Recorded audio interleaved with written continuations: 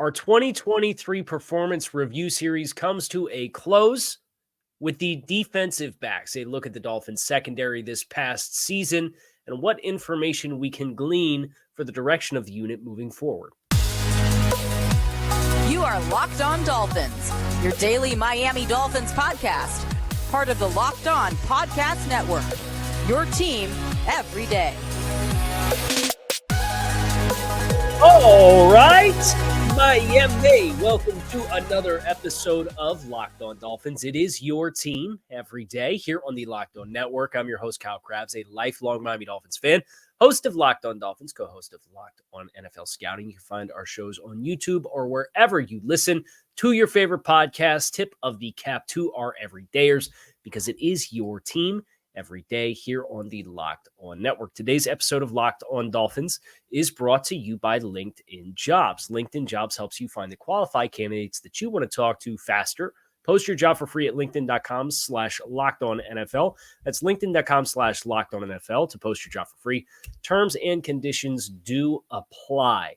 We took a break from the performance review series for a couple of days to get into the defensive coordinator candidates and go through the Senior Bowl prospects of note for the Miami Dolphins, some names across the board on both sides of the ball, and it was fun to kind of break it up. But getting back in and closing the book on this kind of initial pass and debrief of 2023. We've done all these position groups, the lines, the skill players, the quarterback, the linebackers, corners and safeties is all that's left. And this unit is in a little bit of a weird flux because the defensive coordinator role is probably going to dictate some of what the trends and priorities of this unit looks like moving forward. There's some big contracts in this group, particularly at cornerback with Jalen Ramsey and Xavier Howard. And Howard's role has been highly speculated, and understandably so.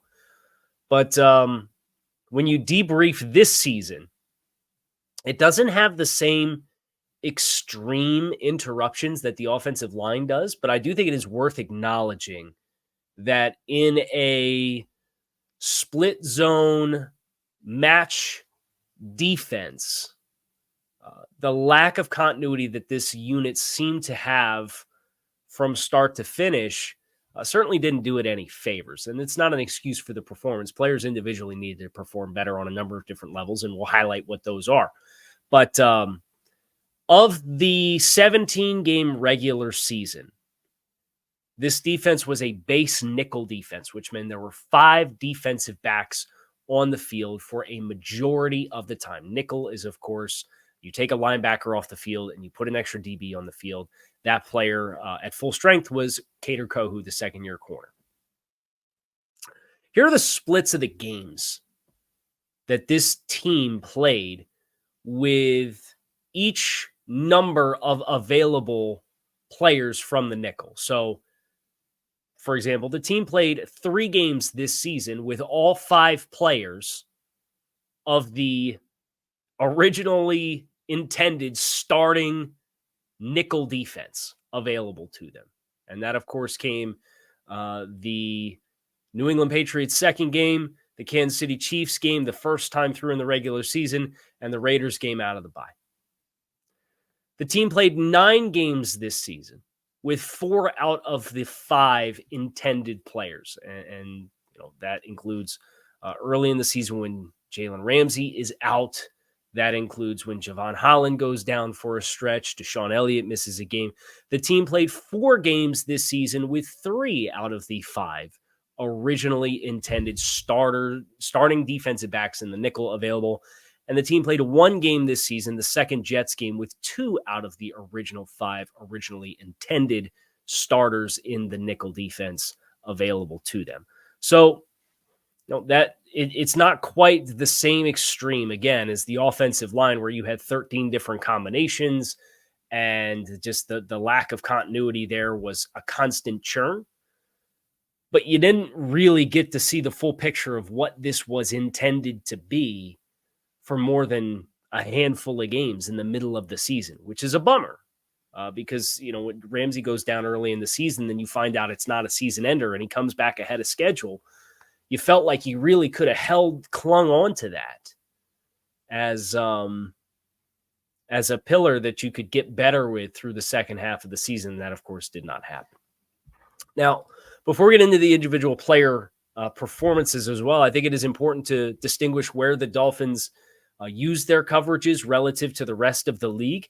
And these numbers are courtesy of guest of the show, Cody Alexander, who came in the summertime to kind of break down the Vic Fangio defense in a deep dive and get very technical. And he has some excellent resources with match quarters that he does throughout the course of the season. And we're going to use a couple of those keys just to kind of quantify where the Dolphins' coverage trends matched up across the rest of the league. The Dolphins' defense disguised coverages at the third highest rate of any defense in the league this past year. League average was no disguise on about 73% of your coverage snaps. The Dolphins just had no disguise on 62%. So less than 2/3 of the time, they were disguising coverage. You put that through the lens of teams like the San Francisco 49ers and the New York Giants and the New York Jets and the Houston Texans. These teams are not disguising coverage 4 out of every 5 snaps. Over 80% of the time, there's no disguising of what coverage they are intending to run. So there's pros and cons to it, right? One of the pros to disguising coverage is that you force the quarterback to do their processing after the snap. The cons to that is you really can't do a lot of matchup stuff. And that's the thing for this Dolphins defense that felt like it was a sore spot all season long. The only 2 units that disguise coverage less frequently this year than the Miami Dolphins were the Carolina Panthers with Ejiro Evero, and they ranked as a top 5 unit, and Raheem Morris's LA Rams defense. Those 2 teams were under 60% of the time they disguise coverage. So Miami, very high up on that lexicon of just vanilla, plain, we're going to not show you what we're doing before the snap. From a actual coverage calls perspective, Miami was among the league leaders in cover 6, which we covered in depth at the beginning of in the summertime, but that is split field coverage where half the field is playing cover 2 and the other half of the field is playing quarters. The idea there is to try to leverage formational strength and passing tendencies and get numbers over top of eligibles accordingly. But where it really bit the Dolphins was the communication and how to pass off and leverage routes that came across the middle of the field. And I think you certainly saw that plenty of times for this Dolphins team. Now, the Dolphins, interestingly enough, they were bottom of the league in one coverage call. Their frequency of running cover 2 this season was dead last in the league. About 1/10 the frequency of the league average of calling cover 2. According to the matrix that Cody Alexander has put out, the Dolphins, they played cover 0 about 5% of the time. They were in cover 1, which is a single high safety and man coverage across the board, 17% of the time. They played cover 3 about 35% of the time. Cover 2, 1% of the time. It was a very infrequent call for the Dolphins. Quarters, they played 14% of the time, and cover 6, they played 22% of the time. So their bread and butter coverage calls were cover 3, cover 6, and cover 1.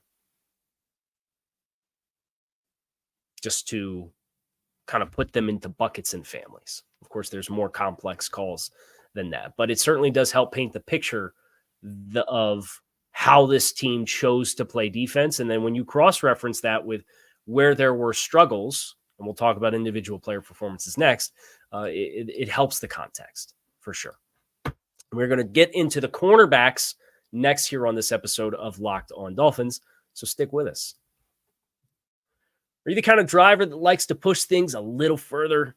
Ever wonder what adventure could be around the next corner? Our friends at Nissan have a lineup of SUVs with the capabilities to take your adventure to the next level. The 2024 Nissan Rogue is perfect for city drives and great escapes. Gone are the days of connecting with your phone. With the class executive Google built in is your always updating assistant to call on for most anything. Google Assistant, Maps, Play Store are built right into the 12-inch HD touchscreen infotainment system. The 2024 Nissan Rogue is the perfect midsize crossover for your next adventure. The 2024 Nissan Armada will change what you expect from a full-size SUV. Picture a rugged 4x4 that can seat up to 8 in first-class luxury and style. Tow bigger and explore further with the 2024 Armada. Take the Nissan Rogue, Pathfinder, or Armada and go find your next big adventure. Shop nissanusa.com.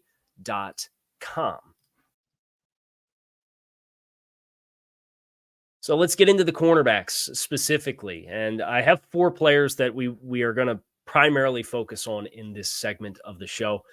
And they are the 4 that you have come to know as being the full-time players in the Dolphins secondary: Jalen Ramsey, Xavier Howard, Kader Kohu, and Eli Apple. And I have a couple metrics here that are designed to kind of illustrate the player performance. And then, of course, obviously the tape itself does its own service for what player performance looked like throughout the course of the season. I think you start with Jalen Ramsey. Everything that you hoped he would be in getting back onto the field and available for the Dolphins throughout the course of this season. He was a player that teams did not test with any level of frequency. He was targeted 42 times when he returned from his meniscus injury. To put that number into perspective, Eli Apple was targeted 76 times this season. Xavier Howard was targeted 71 times this season. And Kader Kohu was targeted 84 times this season in accordance to the data provided by Pro Football Focus. So 42 targets and then a 52% completion percentage when targeting Jalen Ramsey this season is a very strong testament to what Ramsey still has in the tank. Now, I know when we acquired Jalen Ramsey last March, there was some conversation, and then they drafted Cam Smith, and you started hypothesizing on what that could look like and Ramsey's optimal impact on the defense. He played 15 snaps this season in the slot. 15 snaps in the slot total. That does not align with where Jalen Ramsey was weaponized most with the Rams the past few seasons. So is it more about Jalen Ramsey being a premier perimeter corner? Is it more about this vanilla presentation and not wanting to showcase what kind of coverage cues you're giving? I'm sure the truth is probably somewhere in the middle on all fronts. We know Jalen Ramsey was not shy in season when asked about opportunities to follow around receivers, that he wanted the challenge and the opportunity. And there's been some speculation that Ramsey may have taken it upon himself, at least on one occasion, to do that. But that is not something that was a staple for this Dolphins team. They did not play matchups. They had outside corners and a nickel. And I know that was a source of frustration for this team down the stretch. Ramsey, I think it's also worth giving him a ton of credit for his role as a tackler as well. He had a 7.1% missed tackle rate this season. That is the best figure for any of the 7 primary snap takers in the secondary. So not only is he your best coverage option, he's your best tackler. He's your most physical player. This is still somebody who is capable of playing at an extremely high level. And I think you can make the argument with 15 snaps in the slot and moving around and not playing matchups. There's a lot of meat left on the bone for what Jalen Ramsey could be.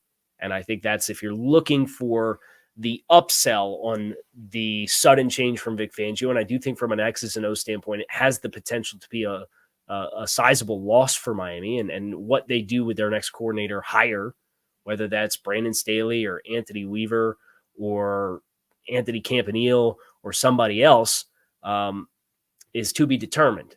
There's been a couple of interviews that the Dolphins have had scheduled that have taken defensive coordinator roles elsewhere already.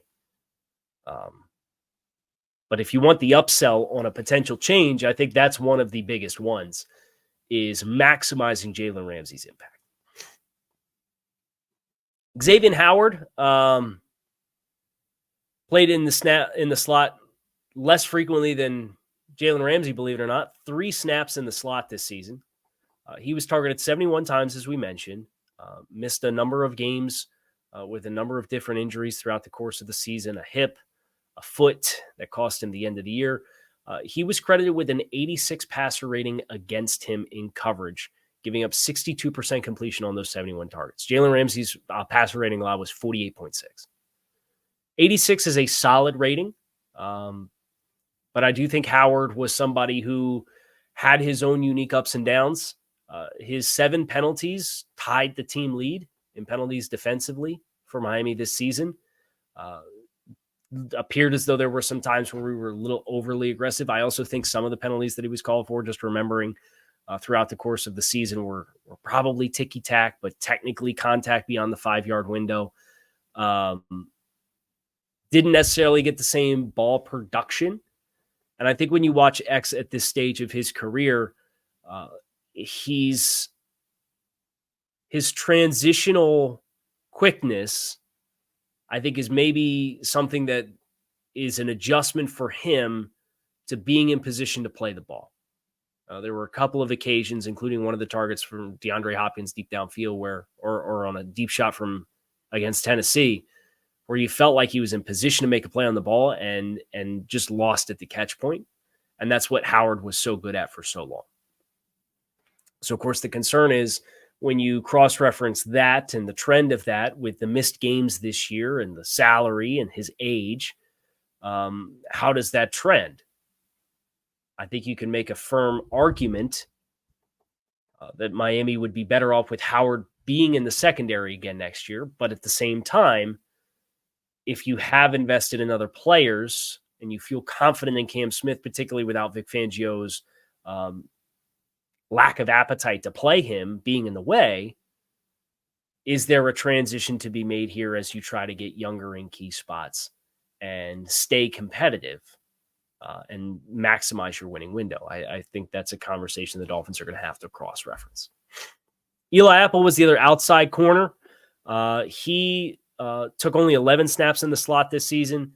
He was targeted 76 times as compared to 42 for Ramsey and 71 for Xavier Howard. He conceded completions on 66% of his targets and a passer rating allowed of 105.5. So kind of this steady progression from Ramsey to Howard to Apple as far as the productivity of those outside corners goes. I think you understand what the strengths and weaknesses of Eli Apple are. I think Dolphins fans got a good taste of that throughout the course of the season. He had a missed tackle rate of 16%. Xavier Howard had a 14% missed tackle rate. Again, Jalen Ramsey, 7%. That number is twice as good as either of the other two outside corner options on the team. Kader Kohu was the player who I had a lot of hopes for this season. He played 647 snaps in the slot in a primarily split zone match defense.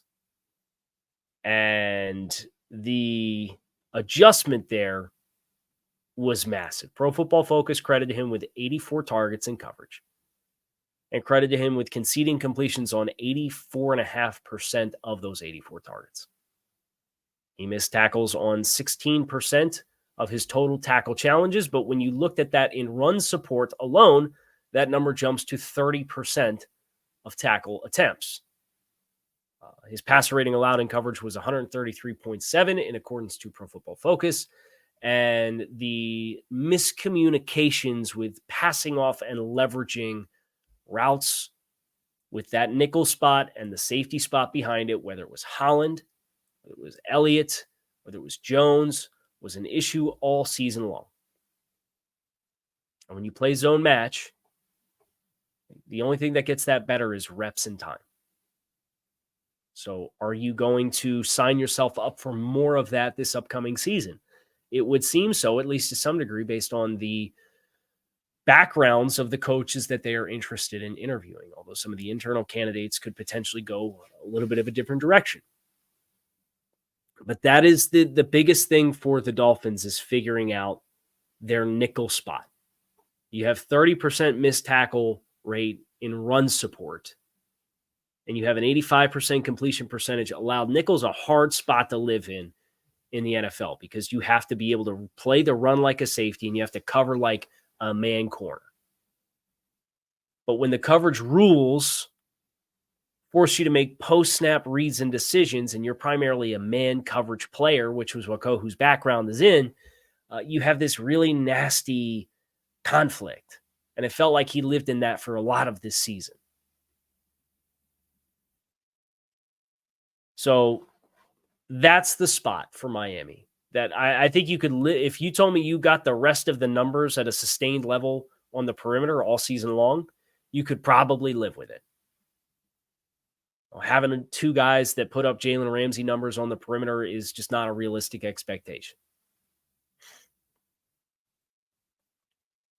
But that nickel spot is an area, whether it's Kohu or someone else moving forward, if you're going to play the same style of defense, there has to be growth in that spot. We'll talk about the safeties next year on this episode of Locked on Dolphins, so stick with us. The start of the new year, every small business owner is asking themselves the same question. What is the one move that I can make in 2024 that will take my business to the next level? LinkedIn Jobs knows that your success depends on the team that you surround yourself with. That's why LinkedIn Jobs has created the tools to help find the right professionals for your team faster and for free. LinkedIn is not just another job board. It is a vast network of more than 1 billion professionals with a B, which makes it the best place to hire. Hiring is easy when you have that many quality candidates. So easy, in fact, that 86% of small businesses rate LinkedIn Jobs number one and getting a qualified candidate within 24 hours. LinkedIn also knows that small businesses are wearing so many hats, they may not have the time or resources they ideally would have for the hiring process. Thankfully, with LinkedIn, the process is intuitive, quick, and easy. Post your job for free at linkedin.com/lockedonnfl. That's linkedin.com/lockedonnfl to post your job for free. Terms and conditions do apply. I have shared my story before here this week on DoorDash. I've been homesick most of the week, and I'm feeling better now, thankfully, but I could not have done it without the help of our friends over at DoorDash to help keep me fueled with the caffeine that I need to be grinding the tape all day long. DoorDash has all of your favorite groceries, local restaurants for your favorite meals, you name it. So whether you are on the go, whether you don't have time to cook, or whether you're tailgating for the Super Bowl, you name it, DoorDash has you covered. Get 50% off up to a $10 value when you spend $15 or more on your first order. Download the DoorDash app and enter code LOCKED23. That's 50% off up to a $10 value when you spend $15 or more on your first order. Download the DoorDash app, enter code LOCKED23, subject to change, and terms do apply. So the safeties for Miami. I think you had an admirable showing from the safeties, much like the nickel position. When you play the safety position, you have that much more depth that you are conceding at times in coverage. Your completion rates you tend to see be a little bit higher for the safeties. Now, I will say that you got some pretty decent run from both Javon Holland and Deshaun Elliott playing in the slot. Both of these players logged more than 100 total snaps in the slot this season. Javon Holland, 32 targets, lined up at the slot, 121 snaps this season, was credited with 108 passer rating allowed against him. Deshaun Elliott, 36 targets, lined up at the slot 113 times, passer rating allowed of 112 allowed against him on his 36 targets. I think the tackling was pretty sure for both of these guys. They were both single-digit missed tackle rate. Javon Holland, 7.8%. Deshaun Elliott, 8.8%. Pretty solid numbers from a tackling perspective. Especially you consider both these guys are big, long, physical safeties who have to play from depth and have to pursue and close and fit the run and support pass the catch point from depth. That's not an easy job to fill. I think both of those guys achieved that fairly well. I do wish we'd have seen Javon Holland at 100% down the stretch. Never felt like when he came back from the injury that he was himself completely. And a buzzkill of a way, that first Jets game that already cost you Jalen Phillips to have Javon Holland go down with a play where he's awkwardly on the ground and has a body land on top of him and sprains both of his MCLs in the process that I think maybe if Miami wouldn't have been so strapped for IR spots, could have potentially landed him on IR as an IR return candidate. But even when he came back for Baltimore and Buffalo, you could tell he was not the player that we were accustomed to seeing this season. So I think that's a potential influx of positive play that Dolphins fans can look forward to this upcoming season is Javon Holland back at 100%. I would strongly advocate the team to re-sign Deshaun Elliott if they're going to plan on running the same concepts. It felt like he really took over the quarterback role back there, and having confidence with your keys, your communication, and your calls. This defense does put a lot on the safeties for things that they can then designate based on leverage and motion for how they're going to pass stuff off. So continuity, I think, would be a good thing here, and I would be very supportive of Deshaun Elliott being brought back into the fray. The other safety, the third safety being Brandon Jones, was not really targeted a whole bunch in coverage.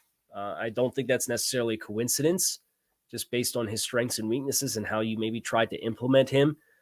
He was in the slot 54 snaps this season, so he did get a little bit of a fair run, or at least he got more run than Apple, Howard, and Ramsey combined got in the slot. But he was only targeted 14 times in coverage. Here's where things get a little frustrating with Brandon Jones.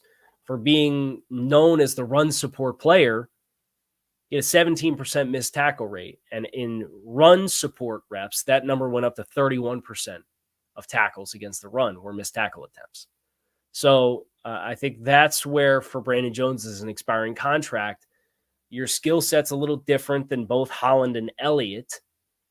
And now if you where your strength is as a player, you don't have an alignment with performance from a consistency perspective. And I think angles were what really cost Brandon at times this season. It felt like early on he was still trying to find his footing and still trying to get a feel for his range as a player. Obviously, he's coming back off of an ACL last year.